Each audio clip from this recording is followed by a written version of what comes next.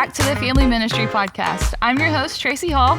I have Pastor Ben Stokes, the pastor of the pod, with us. I'm glad to be back. Yeah, and Mandy Bostwick. Yep, me as well. So let's jump back into the conversation about family discipleship. Mandy, I've said that I have wanted to talk to you for a very long time, so I'm really excited about this. I have some almost random questions about how just to disciple your children well and lead them to Christ and to live a godly life, because your girls are amazing. And so, Ben, you can jump in anything 5 stars. you want. Yeah. They are. It is a 5-star family. And I mean, I say that I'm joking, and I know all families have their Yes. And everybody that knows battles. us who sees this are like, that. they're so messy, and we are. But we all I are. mean, We are. the way that your family serves the church is, I believe, unique. I mean, I see your girls. They've went through children's. They've served in children's. You're currently serving in children's on Sunday mornings, and I know your husband comes and serves, and especially with our action ministry and invests in there. And so there's a root to that. And I know that we see joy in your family serving. So I'm looking forward to this. Yeah, she's this about to part of the drop some conversation. knowledge. Yep, We I'm are taking excited. Notes. Yeah. Taking notes. All right. So you, as you said before, you homeschool your kids? Yes. So as you and your husband talked about this, and you realized that you were going to have more face-to-face time with them because he works outside of the home, this also means that you would probably be the one to primarily disciple them. How did y'all come to the decision that, like, this is okay, as he's supposed to be the leader? Mm-hmm. Okay. Yeah. Organically, it just kind of happened. And that maybe sounds silly, but sometimes you don't really even think about all the little things that it's going to involve, if that makes sense. So before we had kids, God just kept putting me in these places with these homeschool families. And I really never thought about homeschooling before. It was the Lord. I mean, we were moving from one state to another, and here I would be around, I have no kids. He would put this family in front of me again. I'm like, oh my goodness, I'm starting to feel this desire for this beautiful thing that I'm seeing. And so I talked to Monty about it. And so when we had kids then, yes, as we were going to, part of it, our kids were little, and I was seeing some homeschool families too. So I just approached him about it, and I said, I feel like the Lord is putting a desire on my heart to homeschool. And, he's like, what? You're crazy. I'm like, well, no, actually. And so that began a process of prayer. But it was communicating with one another, and then me submitting by saying, okay, well, if you're not on board, then this is not a go, or it'll be disastrous. Right. And for him having the freedom and the authority to say, I'm not there yet, but I want to pray with you about this. If this is important to you and it seems this important, then I'm almost surprised, like, why am I not? So we prayed and we prayed and we prayed, and it took some years. And then we decided, okay, he was like, oh, okay, I'm on board. And so we started that journey. And so I never, ever really thought about how much time I would be spending that with him apart from Monty. Yeah. And he always worked, and I not completely stayed at home, but I followed him. My job had to change once I got my degree, and he got his once we started moving, because I couldn't keep that was a sacrifice we just decided as a family we were going to do. And so he was already working more, and so when we had the first kid, they're just with me. So that kind of happened organically to some degree, but also when he said yes to it, I think that the Lord, just in calling us to something, there was just this knowing that he would provide. And so Monty entrusted that to me. And then we together trusted the Lord in it. And there's a lot of communication with us. He still is headship over us, and the kids know it. Yeah. And I mean, I'm telling you, if we had discipline problem in the home, just to say, when Dad gets home, he's going to have to handle this because you're not respecting me, was like, oh. I think so. He was still. Yeah, I'm sorry to cut you off, but I think that's what the heart of it, right? Is even in the question, it was primary. What do you say? Primary discipler. Yeah. But I think to look at it in a way like what Mandy is describing is that it just goes back to that it's all one. Yeah. And those different roles again, and that they all knew that it was them as a whole, like both making the decision. That's what I love about it. We are making the decision, but Monty knows what the goals like that y'all have set. He's driving those, forcing them, and then you're That's why I look like that's your giftedness. We're naturally go to our giftedness, and you're empowering that through your giftedness. It's just a neat picture of kind of what we've been talking about, and that you both made the decision, and then to see each role function in it is really neat to see. Yeah. And so I just wanted to, I guess, pivot to go. Okay, that's kind of what we've been talking about. Is in live examples. So. It's the perfect picture of Ephesians 5 and Philippians 2. Yeah. Doing that well. Not perfect. Yeah. Not perfect. Not at all. No. Well, we never accused none it. of us are, yeah. Never accused y'all of that. But. Okay, good. Okay, so let's stay there when the kids were young and you were at home with them. Moms right now who might be watching this or listening to it who are in the thick of it. And they're like, I can't even get the dishes finished by the end of the day. How am I supposed to disciple my kids? What did discipleship look like for y'all whenever they were younger? This is where I need to take notes. Same. Oh, goodness. Okay, I wrote some notes just to help me here a little bit. Okay, so I think that it would be important before I even go there to kind of talk about what discipleship looks like and means in our family. So for me, I think about like maybe 3 areas, and one would be spiritual discipline, and one would be discipline, like bad behavior equals bad results and good behavior equals good results kind of area. And then a third one would be just the organic, right? And so those 3 things under discipleship, and then filtered like an umbrella, discipleship would be like love God, love others, right? Remember, love God, love others. And then always in the back of my mind is, how do we live in this world, but not of it? It's really important to me. And then another question. So this is like an atmosphere, always important in our family. And then also, what does the Bible say about that? Yeah. So that's kind of that umbrella of these 3 things. And then played out in the home when they're little would be just if you have these spiritual disciplines in we called it a trellis in our house. We call it a trellis. If you're doing these things, like simple things, I want to encourage these families, like simple things, like at night before bed, we are going to read a little bit of when they're little bitty, it's a little bitty Bible kind of book, and we're going to pray. And every Sunday and Wednesday, we're going to church. And just this normal pattern of rhythm in our life, that this is what we do. I think Pastor Todd calls it something like everyday China.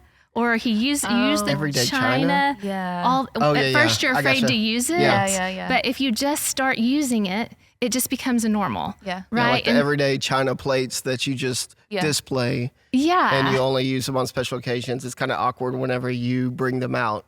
Yes. Gotcha. Yeah. Okay. But if you use them all the time, it's just a normal rhythm of your life. Right. And so in establishing those normal rhythms of your life, it's helpful when you're doing the dishes at night and you're exhausted. And actually, my husband does the dishes too at night. Mine does too. Oh, wow. We should form a group. And it didn't happen at first. Actually, when mine were little, he didn't always do it. You know how you're just growing too with your kids. You're growing in your marriage and you're growing in your relationship with Christ.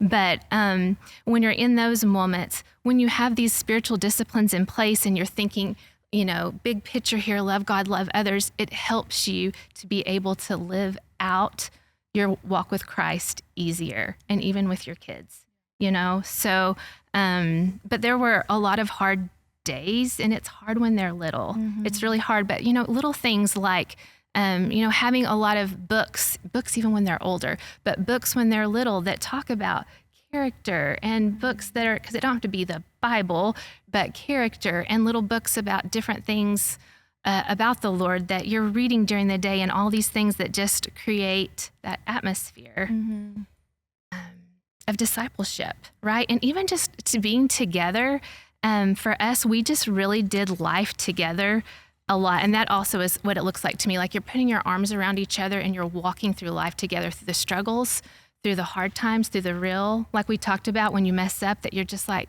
you apologize, like, man, I'm sorry to your children. Mommy messed up again, and I need Jesus, and I'm sorry. Just living that out with them. And then in like daily things, like, for instance, in our neighborhood, it was really important for us to be a light in our neighborhood.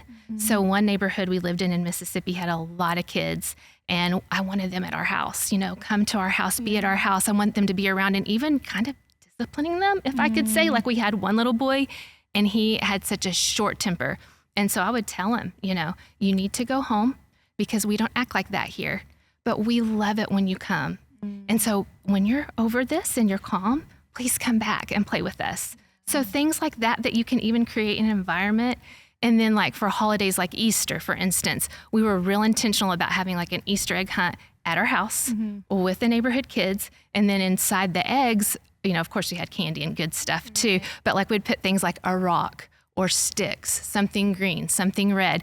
And then we would say, okay, who got the sticks? And they'd be like, I got sticks. and then we'd go through and tell the story of Jesus' death and resurrection. And those kids were there with us.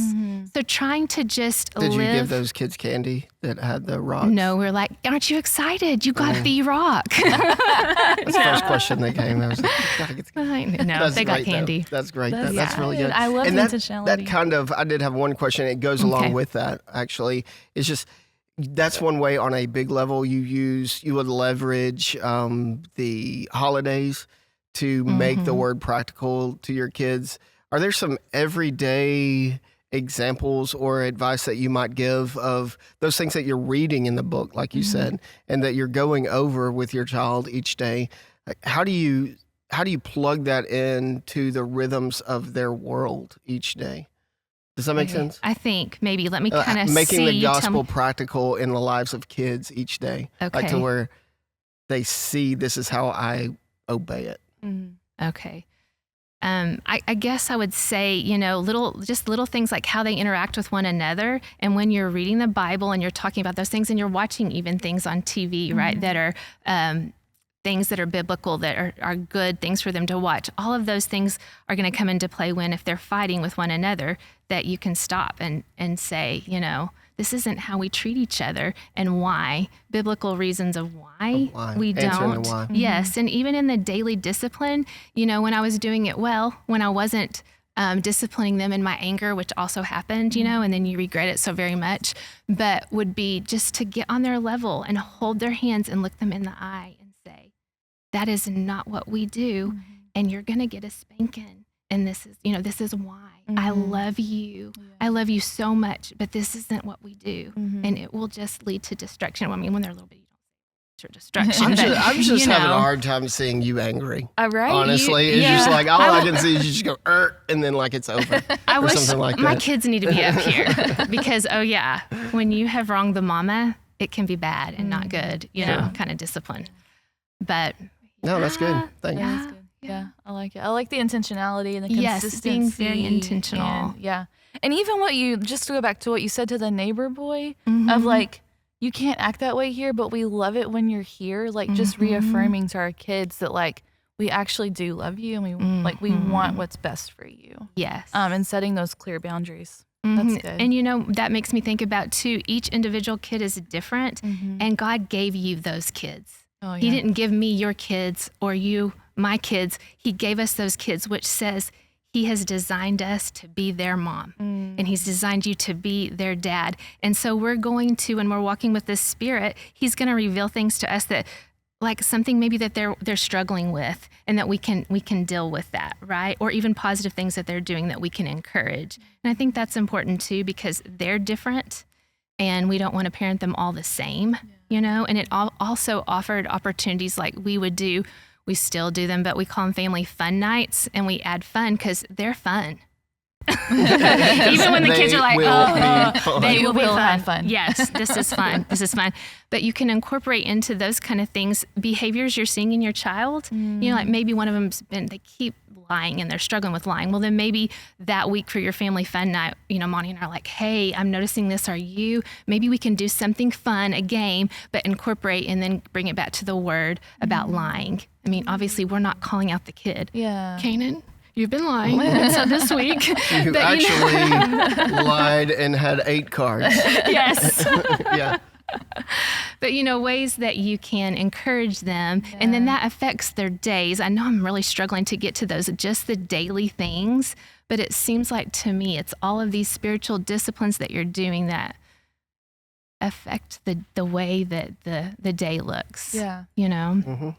Yeah. And it goes back into the tying it, I guess, back together again. I'm thinking of Genesis as well. We're given what we are given by God, which is to steward and to reflect. Like we are given things to share. We are not given things to hoard. Hold. And so either the head can hoard leadership and shepherding responsibilities. The wife can hoard bodyship and not help. We can also, both the body and the bodyship can hoard and not give to our kids. And we can abdicate on that role as well. But even it goes, what I like about the question that you asked about the neighborhood boys, that you collectively, that is when bodyship working together, sharing together, giving together, serving together, then it will, and also the children, the byproduct will be that you're sharing with others. Because is that not the intent of family, to mirror the gospel to the world? And so it's a good picture. My mind went back to Genesis, like, yeah, I mean, that's a clear picture of your family sharing with, and it all comes out of the struggle of trying to be a family. Right. And that's it's just, I always say it all the time, it's almost like God knows what he's doing. It's like, we're going to put these two opposites together, let them try to survive. Right. And that's what's going to draw the world to me. Because it just doesn't make sense. It's crazy because it doesn't happen in a bubble. Yeah. Right. You know, I mean, like you're saying, like talking about all these things is, it can sound like, oh, we do this and we do this, but all of that spiritual discipline and discipleship and all of that is going on while we may be really struggling in our marriage, or, you know, I'm learning my own walk with Christ, or it's a season that's just hard, like Monty's mom had cancer and she ended up dying. And so you're going through all of those really hard things, and even hard maybe in your marriage. At the same time, you're discipling your kids. Right. You know, it all happens. And that's why it's so messy. And I think that's why when you guys were saying what you were about our family, the Lord, it's like you give him, Monty knows it too. It's like the two of us give him this meager offering, like the loaves and fish. And he just takes it and he multiplies it. And he does a mighty work that we, you know, that we just got to be a part of. But he did it. He did the miracle. Right. You know, a lesson that I actually learned yesterday, and I think it applies to this, because we keep talking about how messy it is and how hard it is. And like, so often we want to hide that from people and from our kids. Not that we're going to be like, you know, airing out all the craziness, but like when we try to make it look pretty and act like it's not messy, we are missing an opportunity to invite the body of Christ into our mess to strengthen us and pray for us and come alongside us and teach us how to improve on whatever it is. And so like, I think being real with our kids and with the situation that's in front of us has a lot of benefit, as opposed to making it look Instagram worthy. Yeah, because along with that, right, is that you're putting an imaginary bar for them to jump over. Yeah. That's not real. Yeah. It's like, well, when they grow up and their marriage doesn't look like what they perceived their parents to be, they're like, well, I'm failing. Yeah. Well, in reality, their parents weren't probably not like that. They were only getting the Instagram view on it. So yeah, it all goes back to we're all broken, right? Yeah. And we need each other. It makes me other. think about too that when we are real, people can see our need and they can do their gifting in helping us and supporting us. And it all kind of goes together hand in hand. And it also encourages me when I see a family that I really look up to and the mom is like, I am struggling. And she says why? And I'm like, wow, you know, me too. And I'm glad to know that even though I see the fruit of what you're doing for the Lord, it is messy and it's okay. Yeah. And that's encouraging. Yeah, for sure. I mean, you and I have experienced that together. At least I've experienced that through our friendship, because we both have kids that have severe food issues. And you and I have cried on the phone together. Yes, I'm about to cry now thinking about it. But like you and I have helped each other through just the moments of like, our kid is struggling and they're different, and how do we do this? Yes. And I think like if we wouldn't have invited each other into that, we would have, at least I would have felt alone in that, you know? Me too, totally. So, it's encouraging. All right, so speaking of the tough things, let's talk about the tough years of raising and discipling teenagers. So what did discipleship look like as you transitioned to the teenage years? Okay. So for Monty and I, before they became teenagers, we knew that changes were coming, you know? And so we're like, okay, and we had heard this, people that had done this before, let's be very intentional and take each one on a trip. And so Monty took Ian, and it was a simple thing. You could even do it for the day if you wanted, but we just did a weekend drive away. Like Monty and Ian went to a Dallas Cowboys football game and tried to make it special. And so we took them away on a trip, and we talked to them through all these changes that were going to happen. Like things are going to start to change, and you're going to feel funny, and you're going to be really upset all of a sudden and really happy all of a sudden. And this is just a process of change until you become an adult, things like that. We talked to them about their friends. Can I get that script? Like, what was that Actually, look like? we did use Dennis Rainey and Jim Daly now, but Focus on the Family's original. Why am I blank on his name? I love him. You know who I'm talking about? Don't. Okay. Maybe we can find it and put it on the link of the podcast. That's a great idea because both of them have these great, and it'll show my age, set of CDs. So I'm sure you can stream this now, but that you can listen to. And it talks about all these changes that are going to come and friendships and how important they are, but how important it is that you pick your friends wisely. And so we'd listen to some of these and pause it. Like it was great for us because we both chose places where we had to drive. And so we would listen with them. And they were in the car, you would buckled listen in. to those things in the car. Yes, You were strapped down. Yes, that was part of the plan. It had to be many hours. I'm just thinking back as when I was a kid, if my dad would have done that, I would have just like tried to jump out of the car or something. Yeah. Okay. But yeah, I mean, anyways, our kids may be in counseling later for a lot of the things I'm we sure. discuss now. No, they're but, definitely better for it. that could happen. That was just So, me and my... Things like that. We talked about these things. And yes, there are things out there that people can use. We would not have been able to do that on our own. But even a big one for Monty and I was sex, right? We wanted, think about that. The law of first mention, where the first time you hear something, you always go back to that. And was it a good experience or a bad that first time? And we really wanted them to hear about the beauty of sex and how God created it and in what way it was created for, so that when they heard it from their friends, because we knew they were going to, that they would go back to, oh, I remember what Dad said on our trip. Yeah. So we tried to use that time kind of as a springboard, so that then during their teenage years, remember our trip, remember how we talked about that, just to try to help. Like if, for instance, if one of them was really, really emotional and they're crying and they're all up, and like, remember we talked about that. You feel that. We feel these feelings, but it's okay. It's okay. Because you kind of tend to feel sometimes as a teenager like there's something wrong with me. I'm so upset about this. And just knowing that it's normal and it's okay is helpful. So we took them on this trip. If I can just be honest, Kanan still hasn't gone on her trip, and she's 14. So we did that with Ian and Grayson, and we haven't done it with Kanan yet. So there's that. But it goes back to what we were talking about. I mean, you don't have to be perfect. You're not going to hit it on the head every time. Yeah. Yes, and they're all different. And they're Yes. right. And that kind of comes into play. Yeah, thanks, Ben. I needed And that. y'all are leaving for Thailand next week. Yes. And you'll have 16 hours on the There plane. you go. So Yes. She's definitely not jumping out of the plane. That's right. So you got it. I You got it. your, This is the time. got your Yeah. place. Yes. You So, think I yeah. brought you to Thailand for a mission trip. But Right. Yeah. You just wait. She's getting the birds and the bees. Everybody around us is like, oh my gosh. Yep. oh, that's hilarious. Got the plane. So at least Yeah. that's how we started. Yeah. Right. That's how we started the teenage years. But discipling a teenager is so hard because when they're younger, you have so much control. And a lot of it is just, this is why we do what we do. And we do it. And then when they become teenagers, you say, this is why we do what we do. Why are you doing that? Why? A lot of questions. Yeah. Right? A lot of questions. Yeah. I won't mention names. Yes. That's my boy. He helped me do a lot of work. He did. You were great. He did great. Yes. Not so good at the with the post hole diggers, but Yes. other than that, he did great. It was good. Yeah. We tried to use Ben as much as we could He because said free labor. I boys said bring him on. need to use. And we grew up on a farm, and so we were thinking you need to be doing Yeah. work. Ben, here's Ian. He did good. He did really good. Gotcha. Good.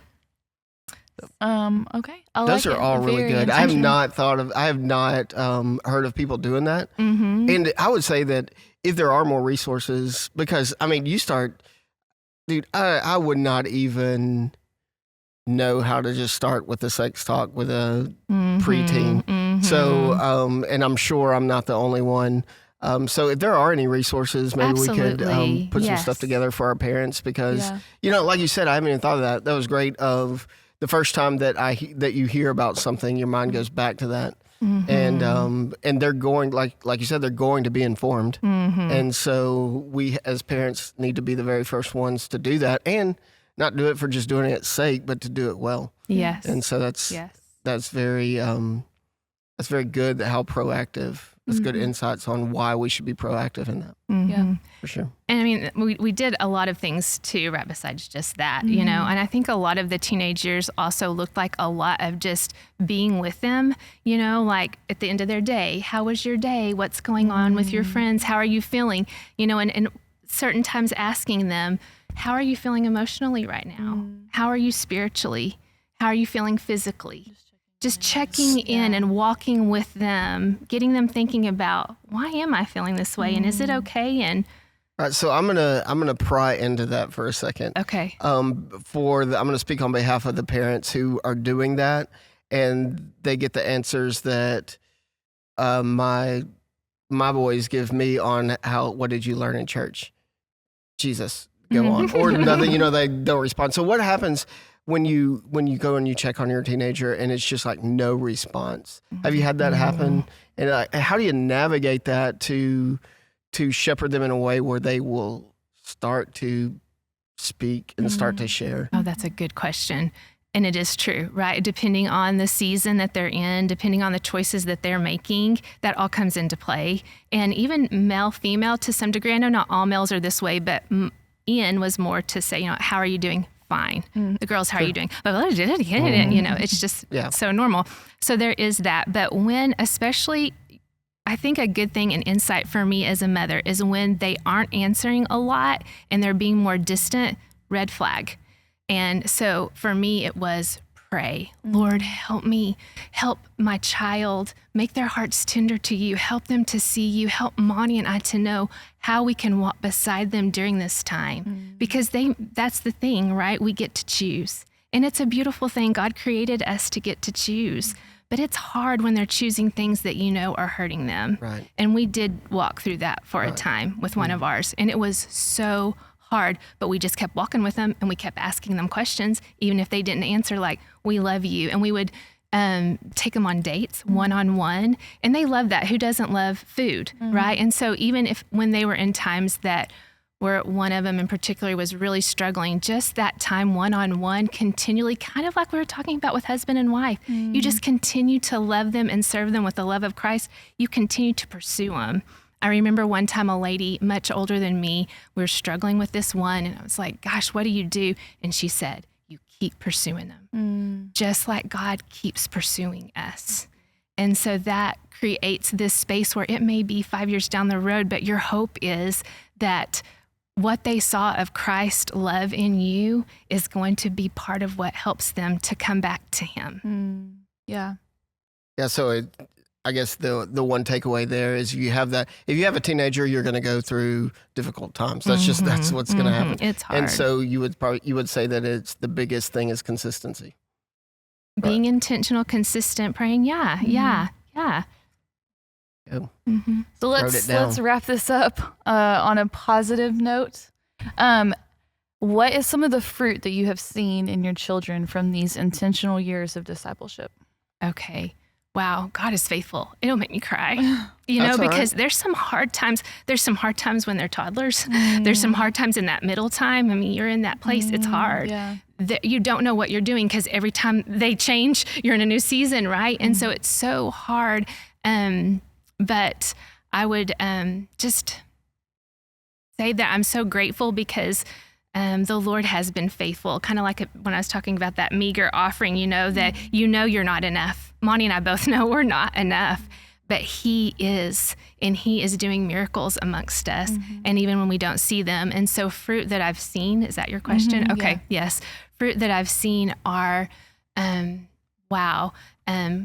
like Ian, for instance, desiring to be in a Bible study with men on his own, you know, other men on his own, obviously not something that I have asked him to do, wanting to volunteer at Breakaway, at A&M, things like that, he's like, I'm looking for this girl and I have my list of things and I'm just looking for that one, and that was a big thing for us as teenagers too, to talk to them about, what are you looking for? Let's talk about that and what should be the top things and why.